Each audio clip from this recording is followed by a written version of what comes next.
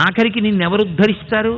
ఒక్కసారి శరీరం వదిలిపెట్టేశాడా, ఊపిరి ఆగిపోయిందా, ఏ డబ్బొచ్చి ఆదుకుంటుంది? అందరికన్నా ముందు ఏమీ పట్టించుకోకుండా ఉండిపోయేది ఏదంటే సంపాదించిన డబ్బే.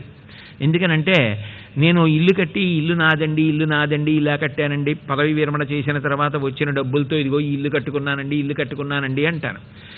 నేను వెళ్ళిపోగానే, అంటే నేను శరీరం విడిచిపెట్టగానే మా అబ్బాయికి వస్తుంది కదా ఇల్లు, అక్కడ నిలబడి ఇది నా ఇల్లు అని మా అబ్బాయి అన్నాడు అనుకోండి, చీ ధూర్తుడా, మీ నాన్న ఎంత కష్టపడి కట్టాడో తెలుసా, 38 ఏళ్ళు ఉద్యోగం చేసిన తర్వాత పదవీ విరమణ నాడు వచ్చిన డబ్బులతో కట్టుకున్నాడు ఇల్లు, నీదంటే ఏమిటి అని ఇల్లేమందవు. ఎవడొచ్చి అక్కడ నిలబడి నాదంటే నీదే అంటు.